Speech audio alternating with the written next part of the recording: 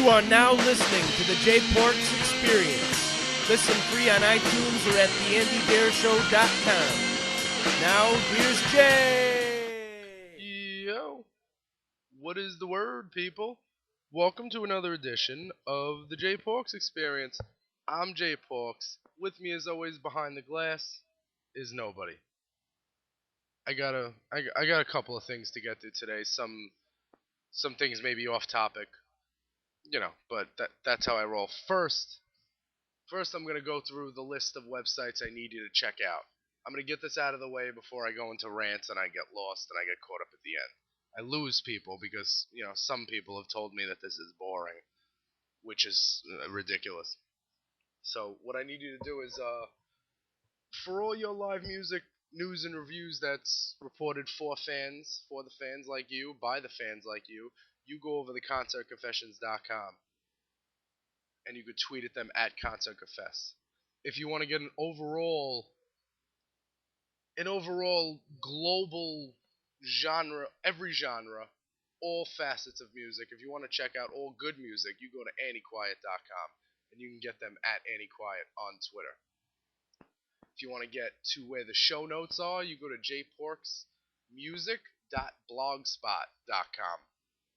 And if you want to get all the episodes of the Jay Porks Experience, the Andy Deer Show, Smooth Operators with Tyler and Andy, and all that stuff, all Andy Deer Show podcast network related, you go to theandydeershow.com and you can hit him up at Andy Deer Show on Twitter. So all that stuff. And my buddy Christina Rocks in Detroit, ChristinaRocks.com, without an H. It's Christina spelled C-R-I-S, just no H. So it's Hang the DJ. She's got cool stuff going up. And yeah, listen, if you hit me up on Twitter, I will direct you to wherever you need to be, wherever the non-pretentious fucks are. I'll direct you to them. But first, I have a big issue here. I need to know where it all stops. I need to know where bad music stops being shoved down my throat and into my life everywhere I turn. By now, you're well aware that I have many bands that I do not like. Many bands that annoy me. Many bands I no longer want to exist. But I promise you this. I'll listen to the discography of every band that I don't like. Every Atoms for Peace. Every boring new Radiohead record. Every deep cut from the Foo Fighters. Electric Six B-sides. Anything. I'll trade them all if I could just never hear the music made by Pearl Jam ever again. You could return to your seat now and begin accepting the fact that not everyone in the world likes the music that you like. I apologize. I just don't like their music. There's no wild theories. I just think Eddie Vedder's voice wasn't made for singing. When that cat that's ridden with disease coughs itself up from Vedder's esophagus, maybe I'll take a listen. But as it stands right now, he still makes those dreadful sounds he passes off as songs. And that's fine. I'm not here to play music police and tell people what they should and shouldn't like. Like what you want. I like what I want. You probably don't like a lot of stuff that I like. And that's cool. But what really gets me, what really grinds my gears, as Peter Griffin would say, is when I wake up in the morning and I have to go to my shit job and start my shit life all over again. And I get about 10 or 15 minutes before I roll out of bed where I get to turn on SportsCenter. ESPN is on my TV at all times. When I'm not watching any ESPN or sports related stuff, I'm on the internet watching, Breaking Bad, Orange is the New Black, all that stuff. I'm using the internet because it's 2013 and I'm in the future. I'm pretty sure I'm not going to need cable pretty soon. Once ESPN has a way I can watch them online, I'm not going to need cable. I just need the internet. That's all I need.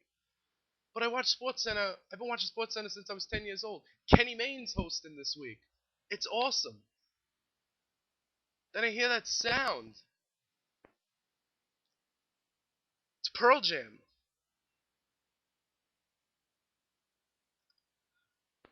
I mean, since Lightning Bolt came out, Pearl Jam is everywhere, and now they're invading SportsCenter.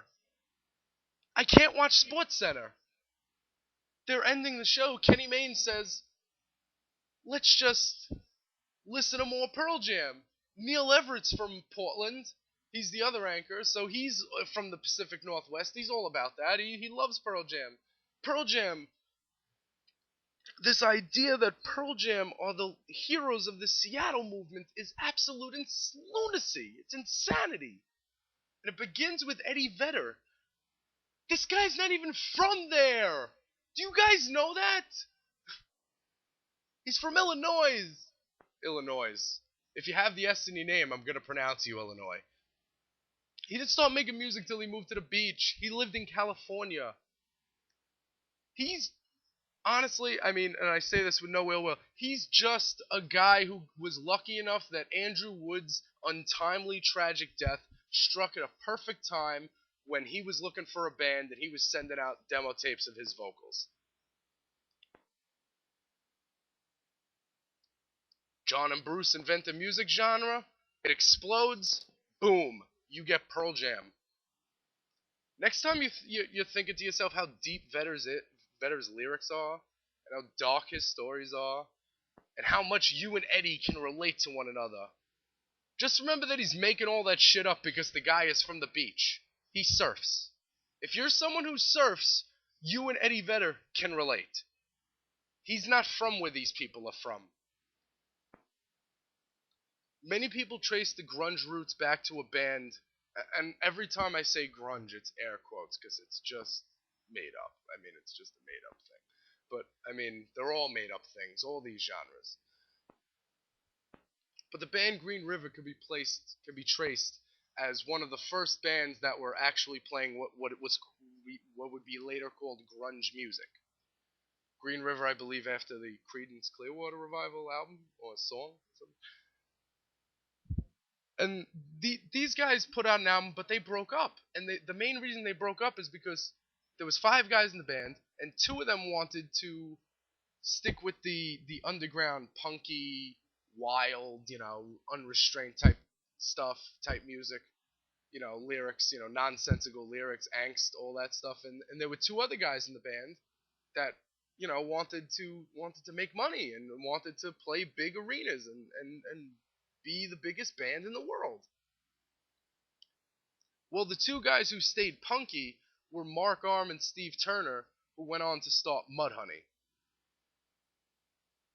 And the other 2 guys, who had arena-sized ambitions, as one of these VH1 documentaries put it, were Stone Gossard and Jeff Ament, 2 of the founding members of, guess who?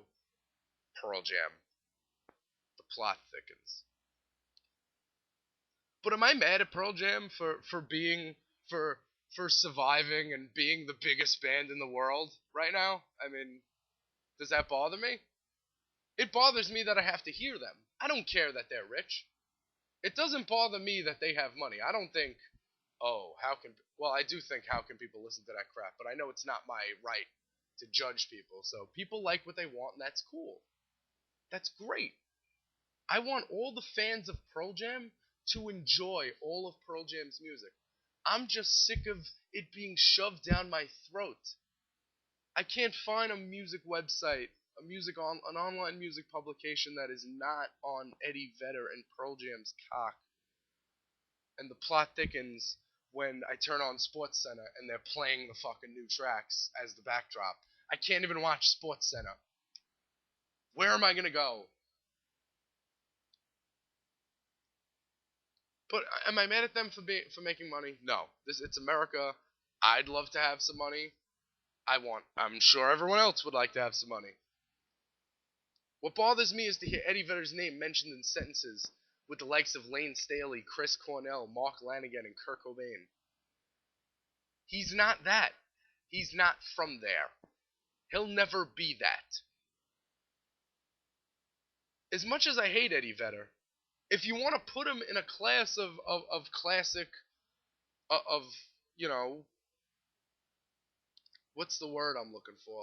If you want to call them legendary in the minds of some, he would be in the classroom that has Scott Weiland and Billy Corgan from California, from the beat. That's what bugs me. Like does he even? Where's he live now? Does he live in Seattle? And if he lives in Seattle right now, if he moved to Seattle just to prove his Seattle-ness, then that's lame. But he belongs in the same class as people like Scott Weiland, Billy Corgan, people like that who are not from Washington but still got lumped into that movement of grunge, even though they weren't grunge. And they never will be grunge.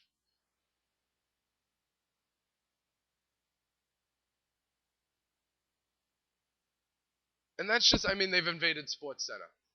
There you go. Fire started.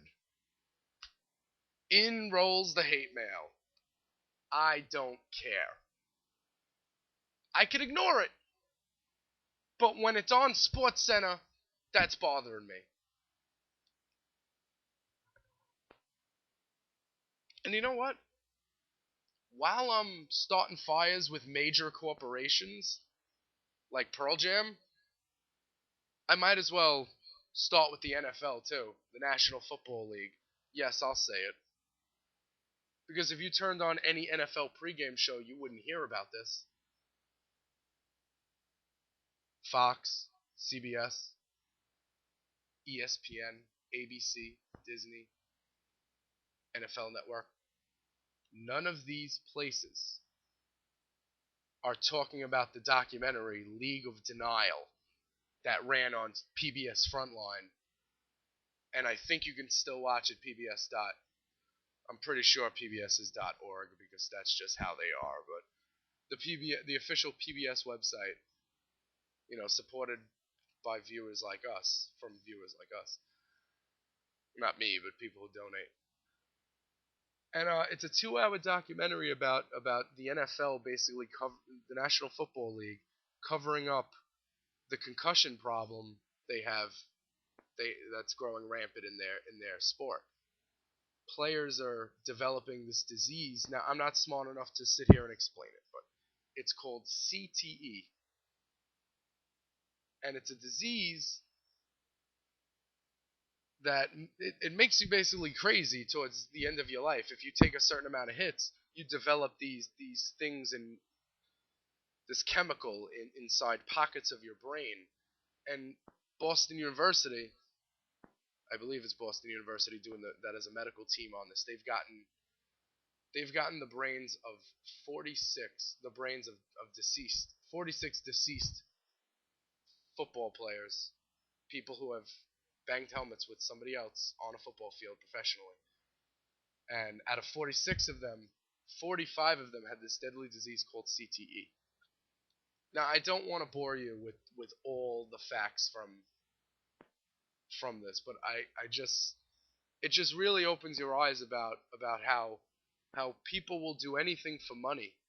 The NFL just had to pay $750 million to retired players because of the concussion problem that they ignored. It's like $600 a player. I don't know what the math is. How many players are involved, and how many players have actually played and have loss of memory and stuff like that. And the doctor that made the discovery on this, he has to hide in some clinic in Northern California or in Southern California, Northern California, because the NFL has ruined his reputation. They said he's bad people. And the NFL is a powerful thing. And I only have to mention this because nobody else is mentioning this. And if I have a podcast and I feel I have a responsibility to tell you things if you don't know them already. And that's one thing I just wanted to fit in here. I made a note since I watched the documentary to fit it in, but I had shows a couple of weeks in a row, so I couldn't fit it in. So you have to go watch League of Denial. See, here's the thing.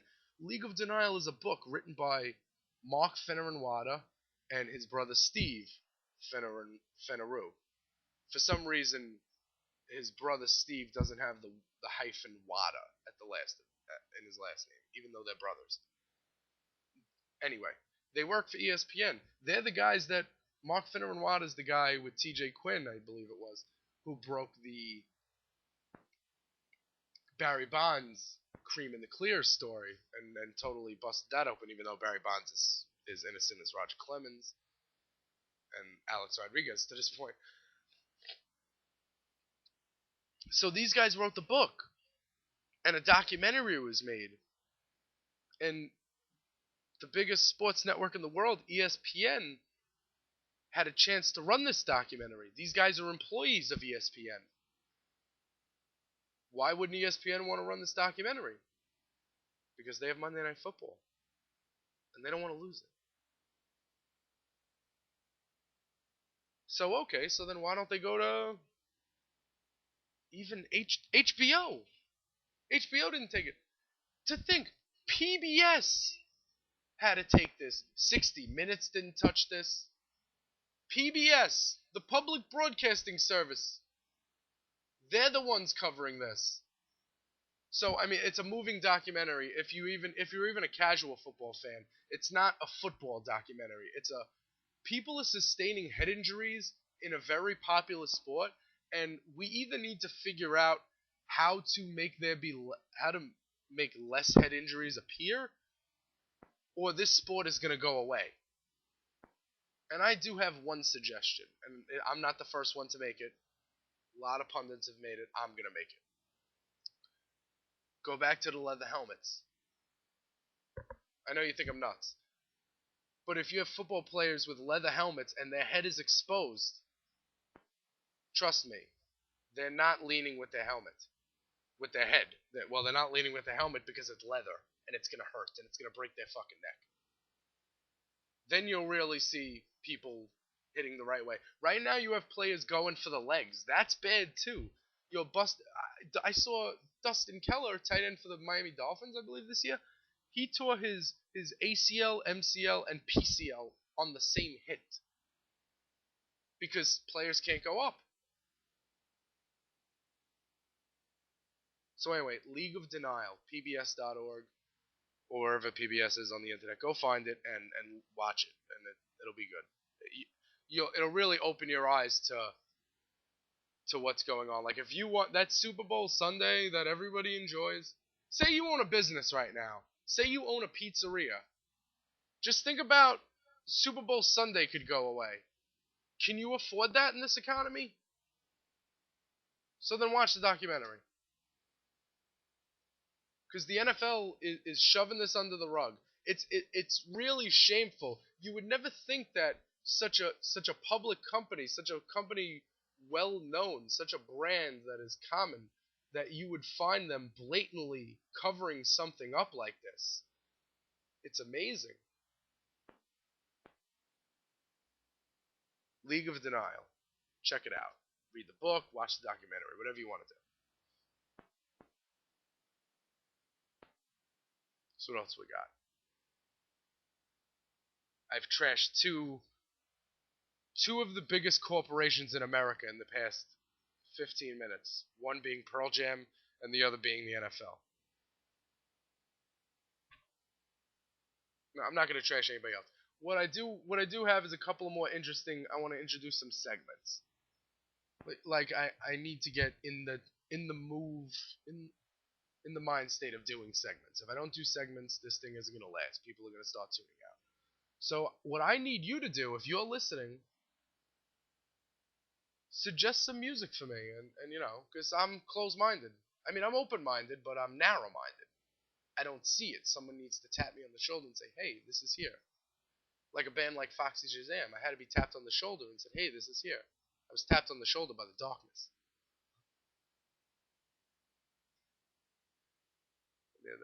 Bands like Kasabian. I needed guys like Reverend Justino, founder of ConcertConfessions.com.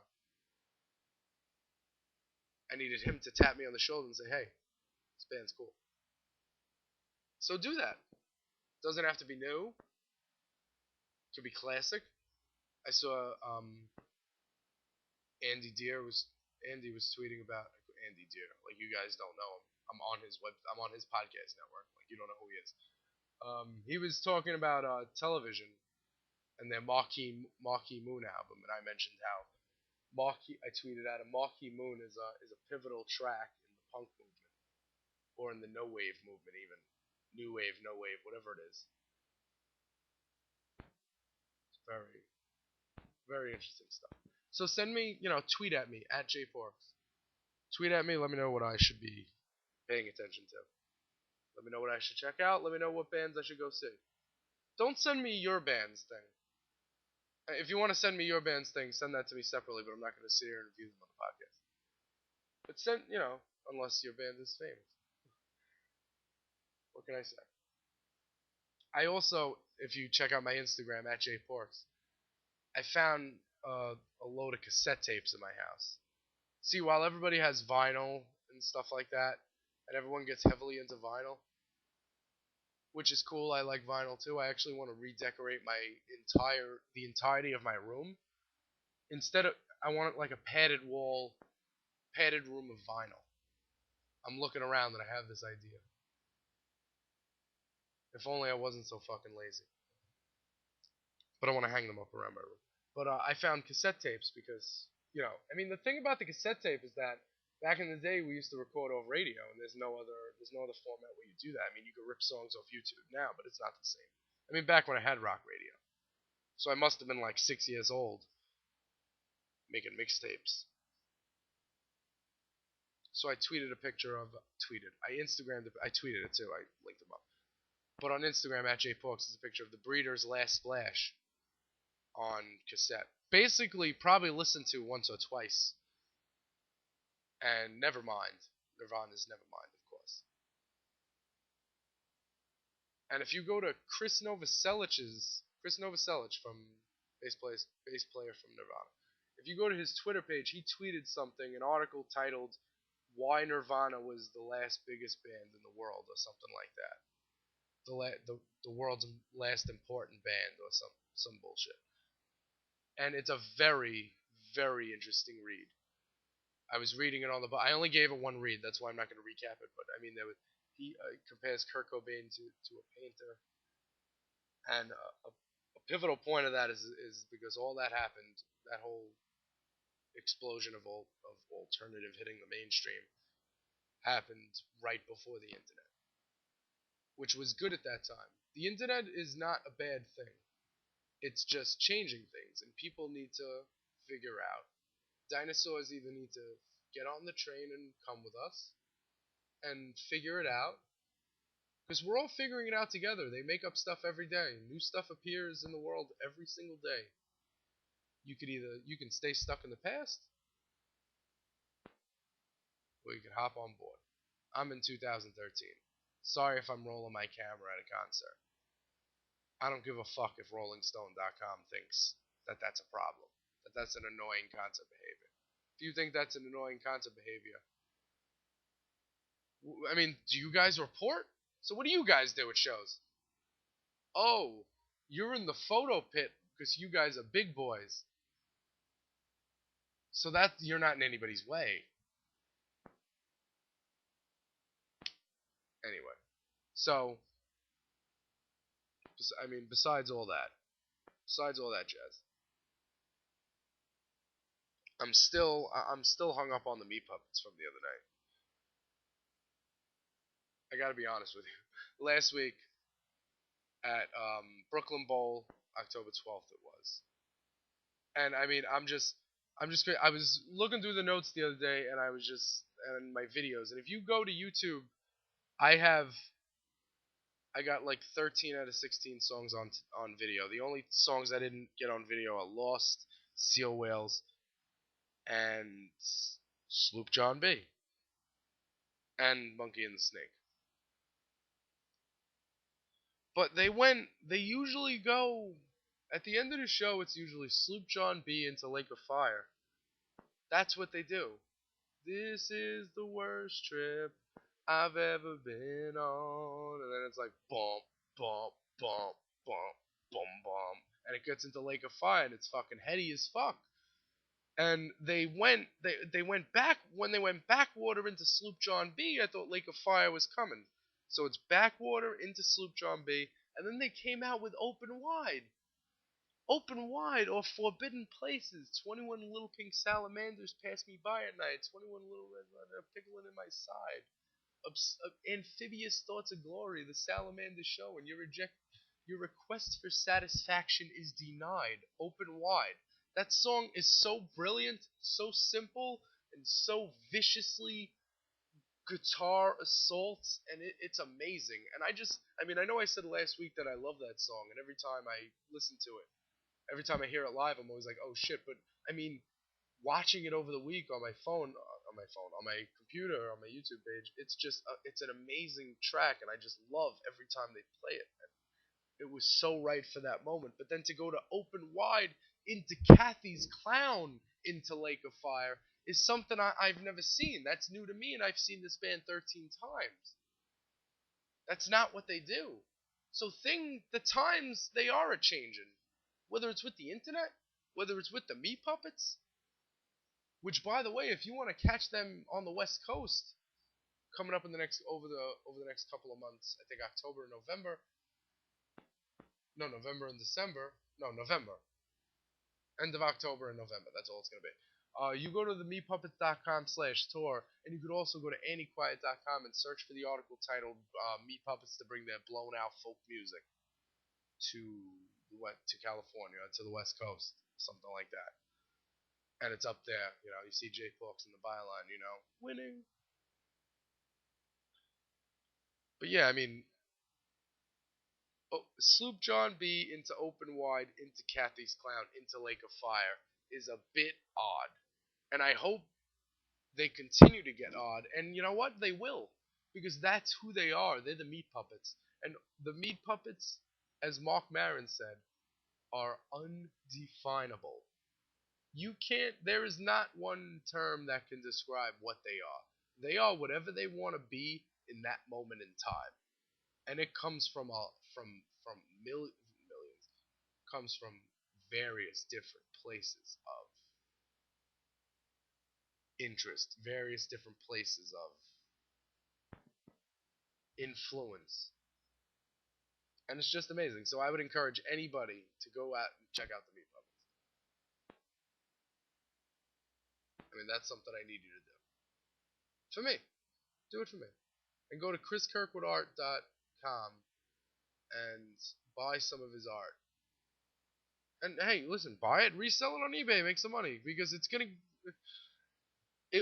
This time in 6 months, that art is gonna be worth more in your hands than it is worth now on that website. So go do that. And if you're at the AndyDeerShow.com right now, go click one of those Amazon ads and search for Meat Puppets Rat Farm. I believe it's on Amazon. It should be. You buy anything on Amazon, right? And if you're at ContoConfessions.com, you do the same thing. You click those ads and you buy stuff on Amazon through there. Because I really, really, really would have a lot more fun doing this podcast if I can make $1.50 a year off of it. You know what I'm saying? I mean, if I can get $2.50, give me $2.50 a year, $2.50 a year.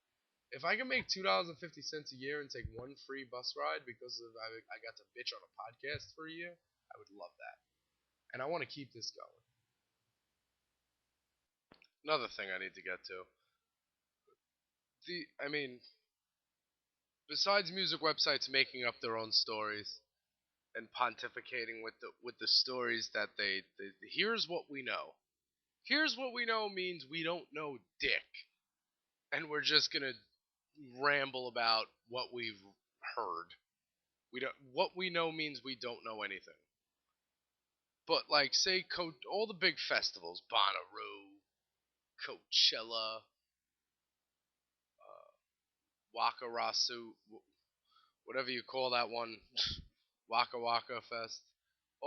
Anyway, name the festival. The day after the festival ends, there's rumors of who's going to play the festival the next year. In 12 months. I, where do these rumors come from? These bands haven't even. I mean, it's just making shit up. It's throwing shit against the wall and hoping it sticks. If the day after Coachella, I made a list of 10 bands that I would hope would play Coachella next year, who were active and touring and recording stuff, chances are one of them is gonna be playing it. I mean, that's the difference between me. That's why I won't whore myself out to some of these websites. When I see news that I want to post about, like, and I get to write about it on Antiquiet or on ContentConfessions.com, live music news and reviews for fans by fans. Whenever I whenever I see a story that I think should I do this, I never think how many views is it gonna get. That is so bougie. I'm not worried about how many views something's gonna get, so they can put a Big Mac ad or they can put a Whopper ad on my website or Heineken. I don't need that. That's why when YouTube sends me letters, you have a lot of email. I mean, you have a lot of videos up. Would you like to make money off them? No. Are you kidding? What? So you can so you can destroy my YouTube channel and remove all my videos? Unbelievable. Unbelievable. I mean, so yeah, like that's why that's another reason why I started the podcast, because there's all these music websites, and I will not name names because I will not name these sites that aren't worthy. These sites that every time a member of Daft Punk takes a shit, they're gonna report about it. I don't need it. The members of Daft Punk took a shit in the airport bathroom. Not only that, we saw the helmet placed on the floor. They removed their helmets while shitting. I mean, I just don't get it. I just don't get it anymore. I'm interested in shit that's news. Meat Puppets tour dates. New Stone Temple Pilots with Chester Bennington. What do you guys think of that? Anybody thinking? I mean, I've seen both sides of the argument. They can't be Stone Temple Pilots. Yada yada yada. Tweet at me. Let me know, because I like it. I think Scott Weiland's a junkie, and if he's going to continue to be a junkie and cost the band millions of dollars by showing up late to dates and stuff like that and not playing the material they want to play, then that's fine. It's funny that Scott Weiland, quote unquote, left the band or didn't want to tour with the band because they only wanted to play the greatest hits catalog, and he's on the Purple to the Core tour, which those two albums, Purple and Core, contain a lot of hit Stone Temple Pilots songs that would be on the classic hits catalog. You know what bothers me about Scott Weiland is that he writes the songs to his own lyrics, and then when he's in concert, he has the nerve to have a video box in front of him with the lyrics to the songs that he wrote. How much dope do you shoot, bro? I mean, I'm not saying every musician should be sober forever, but you should if you make great albums on heroin, that's cool. But just when you get off the heroin, memorize the songs. And if you're not off the heroin, then the Stone Temple Pilots are right for firing your ass from their band. I was at PNC in 2008 when Scott Weiland made us wait till 10:30 to come on, and he couldn't even talk. He tried to apologize, and he was mumbling. And I thought the set was great anyway. So yeah, so if you, I mean, it's kind of old news, but Stone Temple Pilots and Chester Bennington, I like it. I like the High Rise EP, and I want to check that out. And more of in the what I'm listening to department of this week is at work with my new iPhone hashtag. But I got that iPhone 5 though. I get to use Pandora, and I found a good station, the Foster the People station. Plays Foster the People, plays that one Ed Sharp and the Magnetic Zeros song that I like. Plays of Monsters and Men, Black Keys, MGMT.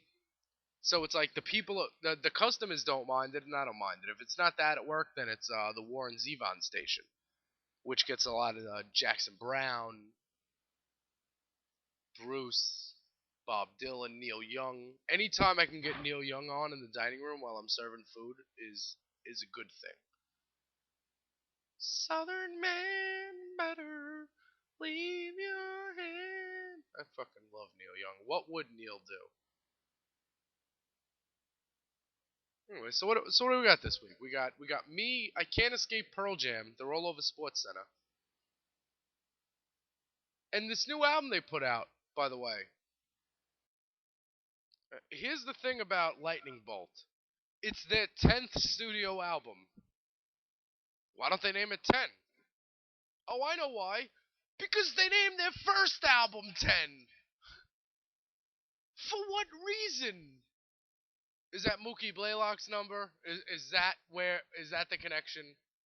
That's lame if that is. But I mean, my father just pointed it out to me. He said, "You know that's a 10th studio album. Why don't they name it 10?" Why didn't they name it 10? Because they named their first album 10 for some reason. So, I mean, the music's not that good. Not that good meaning I hate it. It's terrible to me. How do you listen to... I mean, dude, Vedder, cough. You know what Pearl Jam is? Pearl Jam is Aerosmith with fuzz boxes. And bad vocals. That's what they are.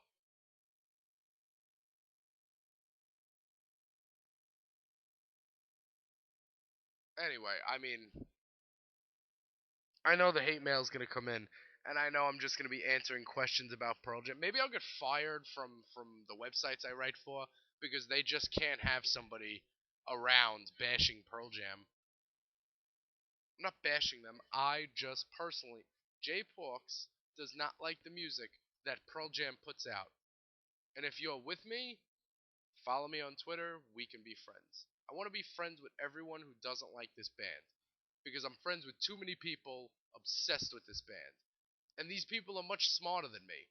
So they can talk down to me and troll on my Facebook page all day long and give me paragraphs and paragraphs worth of reasons why I shouldn't hate this band. They can trick me with just playing me the instrumental tracks of the song and ask me if I like this song and then say, well, it's Pearl Jam, ha ha ha. They can put the pictures of Eddie Vedder on my wall. They can do that. They can have fun posting pics from the Friday night's gig at the Barclays Center of Pearl Jam. They can have fun posting that on my wall.